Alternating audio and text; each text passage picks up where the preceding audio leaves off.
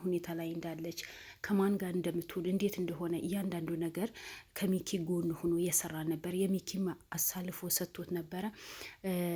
በዛ ሁኔታ ላይ ሉልን ካለበት ስቃይና ካለበት መከራ እንዲወጣ ያደረገው ይሄ ልጅ ነበረ። ይሄ ልጅም ዛሬ ሉልን ደስታ በደስታ አድርጎታል። ውድ ቤተሰቦቼ ሉል ከነ ፍቅረኛው አዲስ አበባ ድረስ እንዲመጣ አድርጎት ሉልና ሚኪ ብዙ ነገር አድርገውለታል።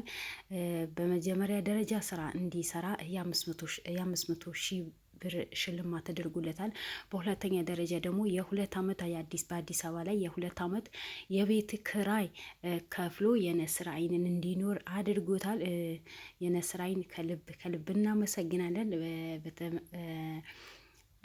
የነስራይንም መናገር ጠፍቶብኛል እኮ የነስራይን ተከታታዮች በሙሉ የነስራይን ክሩሞች በሙሉ ሚኪ በተለይ ሚኪን በጣም ለፍተዋል፣ በጣም ደክመዋል። ስለዚህ እንኳን ደስ አላችሁ። እንደዚህ ደስታችሁ ስታሳልፉ እንድትስቁ በጣም ደስ ይላል። ሉልን ያሳለፍከው ህይወት አታስታውሰው መቼም። እንደዚህ አይነት ፍቅር ታማኝ ሚስት ታማኝ ፍቅረኛ ሲገኝ ያስቀናል።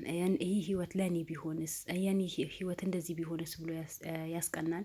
ሉል የዛሬ የእነሱ ፍቅር የእነሱ ደስታ የድሮ ከኤልሳ ጋር ያሳለፈውን በሙሉ ነው። ጭራሽ አሁን ከቀድሞ ፍቅረኛ ብሎ ነው የሚያወራው። ስለዚህ ከኤልሳ ጋር ያለው ህይወት በሙሉ አንስቶ ነው ያወራው። ዛሬ ብቻ ሉል በህይወቱ እንደዚህ ተደስቶ እኔ አይቼ አላቅም። እንደዚህ ተደስቶ እንደዚህ ደስታ በደስታ 2 ቀን 3 ቀን ደስታ በደስታ ሳቅ በሳቅ ሆኖ አይቼው አላቅም። እድሜ ልክህን እንደዚህ ደስታ በደስታ ፈጣሪ ያድርገህ። ኢንሻላ ደግሞ በቅርቡ አንተን ቀለበት አድርገህ አግብተህ የልጆች አባት ሆነህ ደስታህን የምትካፈልበት ጊዜ ቅርብ እንደሚሆን አልጠራጠርም። የሁላችንም ምኞት ነው። እንግዲህ ሉል በድጋሚ እንኳን ደስ አለ። ሚኪም በድጋሚ እንኳን ደስ አላችሁ። ምንድን ነው ደስታው የምትሉን ከሆነ ያው ዝርዝር አድርጌ ነግሬያቸዋለሁ። በመቀጠል ቪዲዮን አስገባላቸዋለሁ። ሌላው ያለውን ነገር ደግሞ ማነው አቶ ዘለቀ በምን ሁኔታ ላይ እንዳለ፣ አቶ ዘለቀ ማለት የመቅደስ ባለቤት ነው። የት ሁኔታ እንዳለ፣ የት እንደሚኖር፣ ምን ሁኔታ ላይ ያለ፣ እንዴት እንደሚኖር የተናገረችው ወይንሸት ነበረ። ወይንሸት ማለት የሉል ጠበቃ ተደርጎ የተቀመጠ ልጅ ባለቤት ነበረች ወይስ ፍቅረኛ ነበረች? ስለዚህ እነሱ ናቸው ለምን ባሌ ያለበት ቦታ ተናግረሻል ብላ ብዙ ስቃይ መከራ ሰው እንዲከታተላት ከዛ ሀገር እንዲወጡ አድርጋ ነበረ መቅደስ።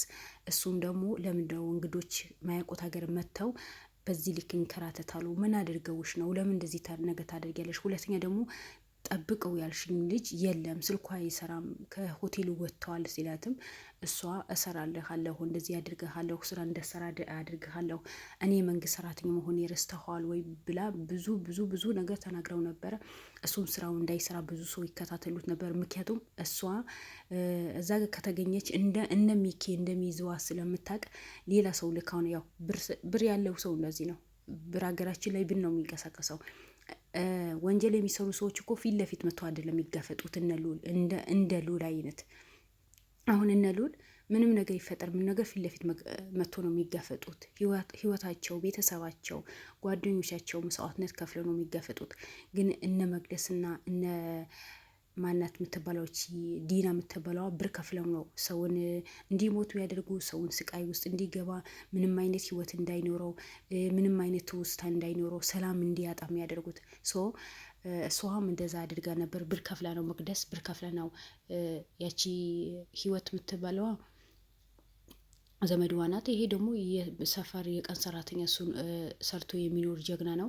በሆነ አጋጣሚ ነው ሉል ሄዶና ጠብቅ ብሎ ነበር። ግን አንዳንድ ያያችሁት ፈጣሪያችሁ ማታማሩ ከሆነ ሁሌ አልሐምዱሊላህ ብላችሁ የምትኖሩ ከሆነ በተሰጠን ነገር ደስተኛ ሆነ የምንኖር ከሆነ አንድ ቀን ይሳካልናል። ይሄ ልጅ ይሄ ይመጣል፣ ይሄ ነገር ይሄ ሪስክ ይመጣልኛል፣ ከዛ ከክፍለ ሀገር እወጣለሁ ብሎ አንድ ቀን አስቦ ማያውቅም ነበር። በንጹህ ልቡ አፍቅሮ አንዳንዴ እኔ በህይወቴ የምጠላው ነገር ሴትም ሆነ ወንድ ብር ካለ መርጬ ያገባለሁ፣ ብር ካለ እንደዚህ ያደርጋለሁ የሚባል አማርኛ አለ። ይሄን ለእኔ አይገዛኝም። ለምን እንደሆነ ታውቃላችሁ? የሰው ልጅ ብር አይገዛውም። የሰው ልጅ ብር አይገዛውም። ብር ያርቃል። ብሩ ካለቀ በኋላ ያ ሰው በምን እገዛዋለሁ? በምን ነው የምገዛው? ሶ እኔን ወደው እኔን አፍቅረው እኔን ከነ ማንነቴ ወደው አፍቅረው ይምጡ እንጂ ብሬን ወደው ሀብቴን ወደው የሚመጡ ሰዎች ነገ ያ ብርና ያ ሀብት ሲያልቅ ጊዜ እኮ መጥፊያቸው በቀጥታ መንገድ ቢገቡ በቀጥታ በር ቢገቡ ከኋላ በር እንደወጡ አታዩ። ስለዚህ ሴት ልጅ ብዙ ጊዜ ትዳር ስትመርጥ ጊዜ ብር ያለው ወንድ ትላላችሁ አትበሉ። ብር ይሄዳል ይመጣል፣ ይሄዳል ይመጣል። ያ ልጅ ግን አህላቁ የተስተካከለ ወይ ጥሩ ስለ ምግባር አለ ወይ ታማኝ ባል ነው ወይ ብላችሁ ምረጡ። ምክንያቱም ይሄ ልጅ የቀን ሰራተኛ ነው የሚሰራው፣ ግን ጥሩ ሰራተኛ ስለሆነ ጎበዝ ሰራተኛ ስለሆነ እቺ ልጅ አፈቀረችው፣ ከልቧ አፈቀረችው፣ ከልቧ ወደደችው። ዛሬ ጥሩ ደረጃ ላይ ደረሱ። ጥሩ ስለ ምግባር ስላላቸው ጥሩ ልብ ስላላቸው ከክፍለ ሀገር ወጥተው አዲስ አበባ እንዲኖሩ አድርጓቸው፣ ስራ እንዲጀምሩ አድርጓቸው። ስለዚህ ነገ የበለጠ ቦታ ደርሰው ሌላ ሰው የሚረዱ ጀግኖች እንደሚሆኑ አልጠራጠርም። ደግሞ እጠብቃቸዋለሁ ኢንሻአላ።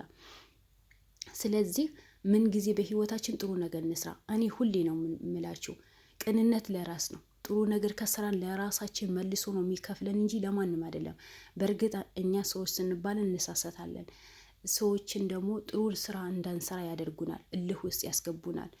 ግን አቅማችን የሚችል ሰዎች፣ ያ እልህ ውስጥ ማንገባ ሰዎች ካለን ወላሂ ሰው ምንም ነገር ቢያደርገን ምንም ጥሩ ነገር ከመስራት ወደ ኋላ እንበል። ለምን ብትሉኝ ያው አንድ እነዚህ ልጆች ምስክር ናቸው። ሁለተኛ ደግሞ ሉልዩት ሁሌ ጥሩ ነገር ስለሚሰራ፣ ለእውነት ስለሚጋፈጥ፣ ሰውን ስለማይበድል፣ ባለውን ነገር ሰው ስለሚያስደስት ሁሌ ካለበት ስቃይ አላህ ያወጣዋል፣ አላህ ይጠብቀዋል። ስለዚህ እሱም ይናገራል፣ ለሰው ጥሩ ነገር ዋሉ፣ ለራሳችሁ ነው እንጂ ለማንም አይደለም። ታማኝ ሁኑ፣ በሰው ህይወት ላይ አትጫወቱ፣ ለሰው መጥፎ ነገር አትሰቡ።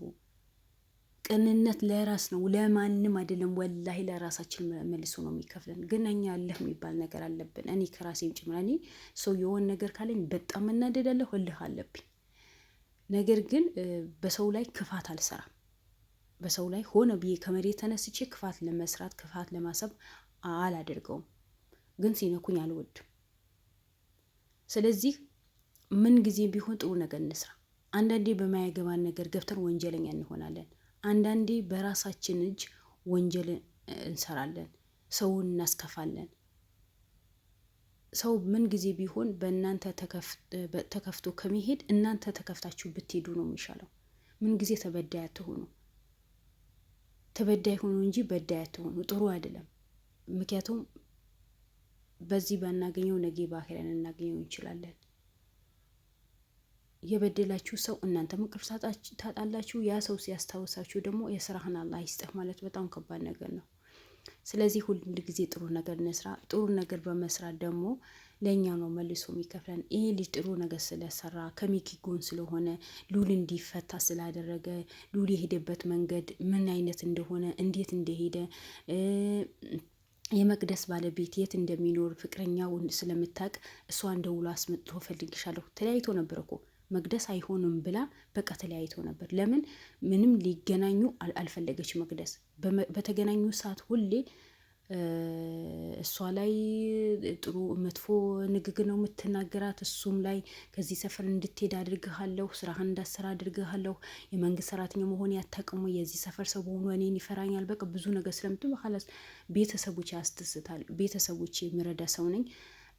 እሷ ያልሆን ነገር ከምታረገኝ እኔ አርፌ ስራዬን በስራ ይሻለኛል፣ እንለያይ ብለዋት ነው የተለያዩት ነበረው። ነገር ግን የዛኔ የመቅደስ ባል የት እንደሚኖር ፍቅረኛው ስለምታውቅ ነው ደውሎ ፈልግሻለሁ በአስቸኳይ ነው ያላት። እሷም ታፈቅረዋለች፣ እሱም ያፈቅራታል። እሷም ደግሞ ፍቅረኛው ከልቧ ስለምትወደው ከልቧ ስለምታፈቅረው መጣች። ምንድነው እንደዚህ አይሆንም ብላ ነበር። እናንተ ራሳችሁ አደጋ ውስጥ ነው የምትገቡት፣ ተው አንተም ተው እኔም ልማርበት ብላ ነበር። ግን በመጨረሻ ነገራቶቹ ተሳኩ። ልውሉም ወጣ። እነ ሚኪን በሰላም ተመለሱ። መቅደስም ተያዘች። ባሏም ከዛ ካለበት መከራና ስቃይ ወጣ። ያ ሁሉ በባሏ ላይ የተደረገ ሚስጥር በሙሉ ባሏ ማያውቀው ሚስጥር በሙሉ ወጣ። ስንት ነገር ነው የተሰማው፣ ስንት ነገር። በማን ሰበብ ነው? በእነዚህ ልጆች ሰበብ። እነዚህ ልጆች ጥሩ ስለሆኑ ጥሩ አሳቢ ስለሆኑ ለሰው ቀና ስላሰቡ ነው እንጂ ኧረ እኔ አላቅም የት እንደምታስቀምጠው አላቅም ብትል መብቷ ነበር። ማንም ያስገዳስ እኮ አልነበረም። በቃ አላቅም ብላ ግግም ብትል ማንም አያውቅም። እሱም ደግሞ እኔ አላቅም በቃ እሷ እዚህ የቀን ሰራተኛ ነው የምሰራው ሉል ጠብቃለች ሉል ሄደ በቃ ምንም አውቀው ነገር የለም ብሎ መመለስ እኮ ይችል ነበር። ግን አንዳንዴ ህሊናችን ጥሩ ነገር የሚያስብ ከሆነ ከኋላችን ጥሩ ነገር ይዞልን ይመጣል። እነዚህ ልጆች ጥሩ ስላሰቡ ነው ዛሬ ሉልን በዚህ ልክ ደስተኛ ሆኖ ከራሱ በላይ እኔ ለራሱ እንደዚህ ተደስቶ አላቅም። ሉል መከታተል ከጀመርኩም በጣም ቆየ። አንድ ቀን እንደዚህ ተደስቶ አይኔ አይቼው አላቅም። ከራሱ በበቀልክ ከራሱ ያገባ ራሱ ከፍቅረኛው ጋር አንድ ላይ እንደሆነ ከኤልሳ መልሰው ተዋደው ተፋቅሮ እንደሚኖሩ አድርጎ ነው ደስተኛ የሆነው ነበረው። እንኳን ደስ አላችሁ ሉል፣ በድጋሚ እንኳን ደስ አለ። ከዚህም የበለጠ ነገር ሰርተህ ልጆችን ጥሩ ቦታ ላይ ደርሰው አንተም ጥሩ ቦታ ላይ ደርሰህ አግብተህ ወልደህ እናትህም እኛ የምታስደስትበት ጊዜ ቅርብ ያድርግልን ኢንሻላ። ቤተሰቦቼ የዛሬ ውሎዋችን ይሄ ነበረ። ሚኪን በጣም ደስተኛ ሆኖ ነው ያሳለፈው። ሉሉም ደስተኛ ሆኖ ነው ያሳለፉት። ሉልና ሚኪ እንዳይመስላችሁ መላ የክሩም አባላት በሙሉ ተሰባስበው ነው ሰፕራይዝ ያደረጓቸው። በጣም ጥሩ ዝግጅት ነበረ። በጣም ደስ የሚል ቆይታ ነበረ። እነሱም አለቀሰ፣ እሷም አለቀሰች። ማለት ያልጠበቀችው ነገር ነበር፣ እሱም ያልጠበቀው ነገር ነበር። ማለት በቃ የት እንዳለች አያውቅም። ምክንያቱም ስልኳ አጠፋችባት መቅደስ፣ እሱ እንዳያገኛት አደረገቻት። ስለዚህ በጣም ደስተኛ ነው የሆኑት የነበረው። የሉል ደጋግሞ ነው ምስጋናቸው ያቀረቡለት። ሉልም በጣም ደስ ብሎት ምርቃት ነው የመረቃቸው። እንግዲህ እናንተም እንኳን ደስ አላችሁ። ስለዚህ እናንተም ጥሩ ቦታ ላይ ደርሳችሁ ሰርታችሁ ሉልን እንደምታስደስቱ በጉጉት እንጠብቃለን፣ ተስፋ እናደርጋለን። ምክንያቱም ሁለታችሁም ቀና ሰዎች ናቸው፣ ጥሩ ሰዎች ናችሁ፣ ለሰው ጥሩ ነገር የምትመኙ ልጆች ናችሁ። በበለጠ ነገር ደርሳችሁ ቤተሰባችሁ የምታስደስቱ ወልዳችሁ ተጋብታችሁ ወልዳችሁ ደስተኛ የምትሆኑበት ዳር ኢንሻአላህ አላህ ያርግላችሁ። ሉልም ደግሞ አላህ ያስደስትህ። ሚኪ መላ የክሩም አባላት በሙሉ ሁሌ እንደዚህ ልትደሰቱ ነው የምንፈልገው። እንግዲህ ከክፉ ነገር አላህ ይጠብቃችሁ። በእናንተ ላይ ሀዘን ስናይ የሆነ ነገር ስናይ እኛ በጣም ይከፋናል። ግን እንደዚህ ሆናችሁ ስላየኋችሁ እኔ በበኩሌ በጣም ነው ደስ ያለኝ። በቤተሰቦቼም በራሴ በቻናሌ ስም ሉል በጣም አመሰግነው። እነዚህ ልጆች እንዲህ ጥሩ ደረጃ ላይ እንዲደርሱ ስላደረካቸው። ስለዚህ ውድ ቤተሰቦቼ ወዳቸዋለሁ። በሌላ ቪዲዮ እንገናኝ። ወሰላሙ አሌይኩም ወራህመቱላሂ ወበረካቱ። መልካም ቆይታ። ባይ ባይ።